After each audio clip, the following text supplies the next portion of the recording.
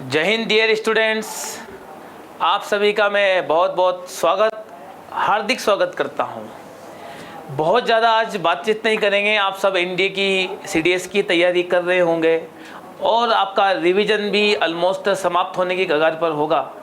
तो थोड़ी सी एग्ज़ाम के पहले, परीक्षा के पूर्व के पहले कुछ ऐसी फ़ोन वाली बात हम लोग कर लें जिसके बारे में हमको ऐसा लगे कि कुछ चीज़ें हम पूरा तो कर रहे हैं लेकिन कुछ छूट ना जाए।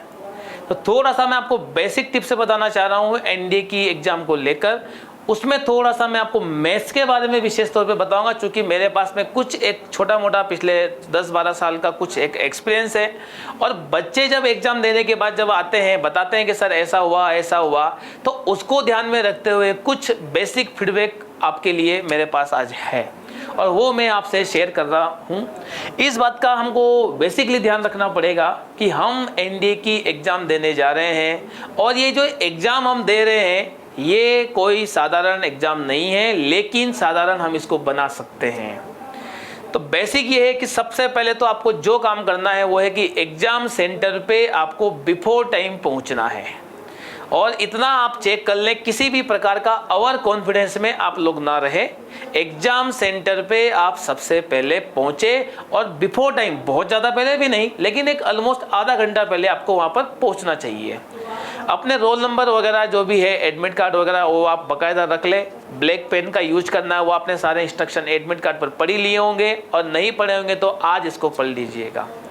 दूसरी बात, अभी आज है आपके पास में लगभग 48 घंटे आपके पास एक अच्छी प्रॉपर आप नींद लें, डाइट लें और अच्छा काम आप इसमें कर रहे हैं, इस पर कोई डाउट नहीं है। लेकिन एक स्वस्थ शरीर का होना भी बहुत आवश्यक होता है। एक चीज़ तो आपको ये करनी होगी कि आपको पहले एग्जाम सेंटर पे टाइम पे पहुंचना है, उसके पहले एक अच्छी नींद, अच्छी प्रॉपर डाइट लेकर आपको जाना है। जब पेपर आपके हाथ में आएगा उसके पहले आपको एमआर शीट मिलेगी, उसको बहुत अच्छे से भरना है, क्योंकि अक्सर गलतियां वहाँ पे होती है। वो गलतियां जो आपको इन्विजिलेटर वहाँ पे मिलेंगे वो आपको इंस्ट्रक्शन देंगे और उसका बाकायदा आपको पालन करना है, फॉलो करना है आपको।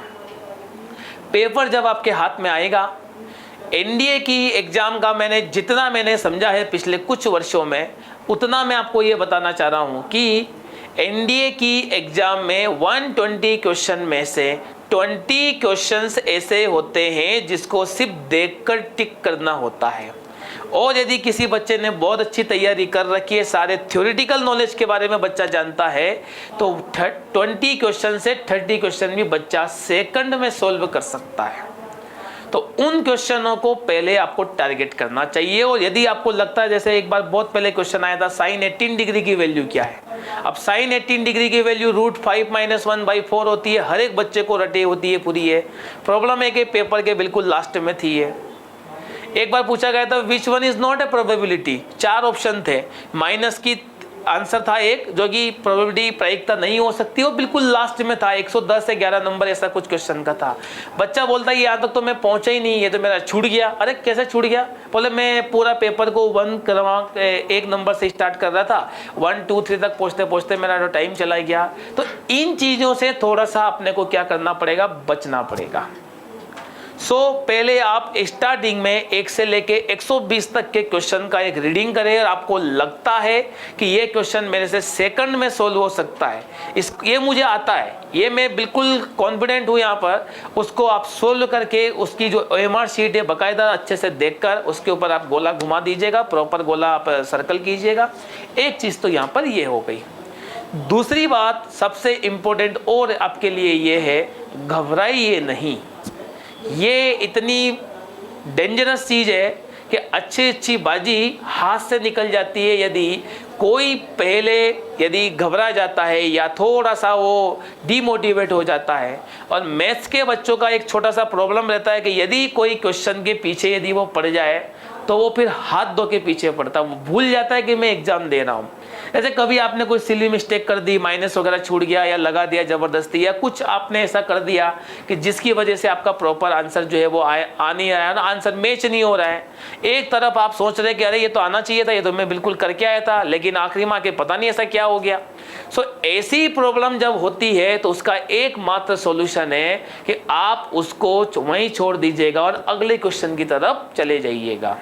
उलझिएगा नहीं, क्योंकि स्पीड और एक्यूरेसी पूरी क्लास में हमारी ये दो बातें बहुत मायने रहती है और मैं बहुत फोकस करता हूँ स्पीड और एक्यूरेसी के साथ में। जल्दी भी होना चाहिए, गति भी होनी चाहिए और शुद्धता भी होनी चाहिए। सो इन दोनों चीज़ों से बचने के लिए हमको घबराना नहीं है।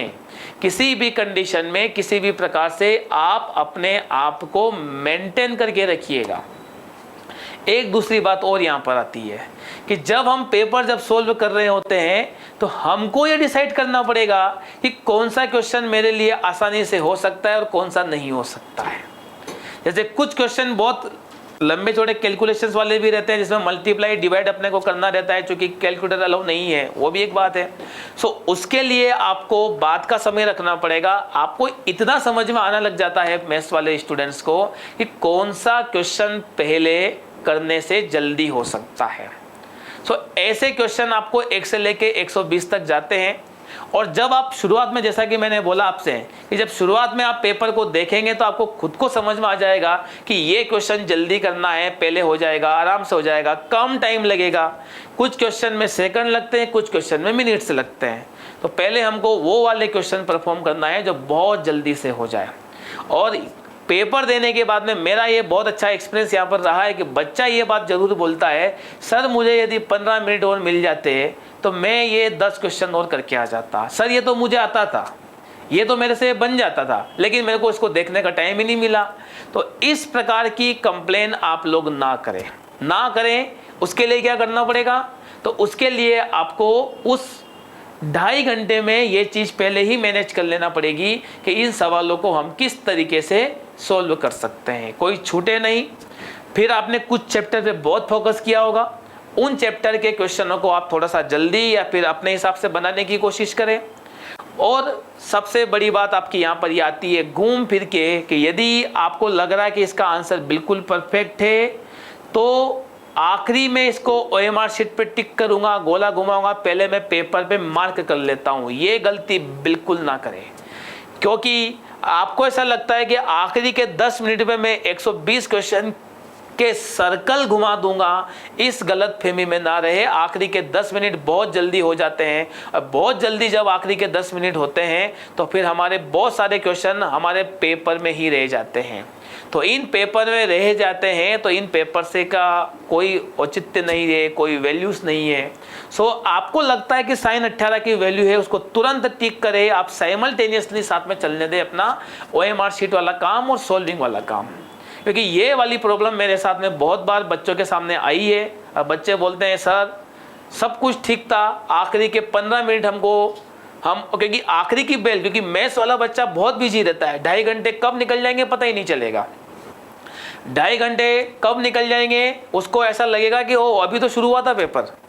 सो OMR शीट को ऐसा मैनेज करना है आपको कि तुरंत में आंसर आया और मैं कॉन्फिडेंट हूँ, तुरंत टिक कर दीजिएगा। वेट मत कीजिएगा आखिरी के 10 मिनट का। इस बात के लिए बिल्कुल आप गांठ बांध लीजिएगा कि मैं आखिरी के 10 मिनट में मैं OMR शीट में टिक करूंगा, उसके बाद देखूंगा, ऐसा नहीं हो पाएगा। फिर हम आखिरी में आके बात करें कि जब आप पेपर दे रहे हैं तो 2.5 घंटा आप अपने आप को कॉन्सेंट्रेट कीजिएगा, एकाग्र कीजिएगा। बाहर की दुनिया से थोड़ा सा आप कम वास्ता रखिएगा, पूरी तरह से पेपर में खोने की कोशिश कीजिएगा।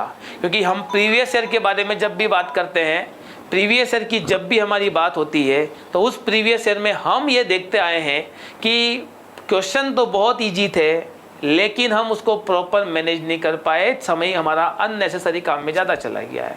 सो होप सो आपको कुछ बातें मेरी समझ में आई होगी। आप सभी स्टूडेंट जो मुझे सुन रहे हैं, आप सभी सेलेक्ट हो। मैं आप सबको बहुत बहुत शुभकामनाएं देता हूं, बधाई देता हूं। एग्जाम के लिए आप सबको all the best, good luck और अच्छे से आप लोग पास हो। जय हिंद, जय भारत।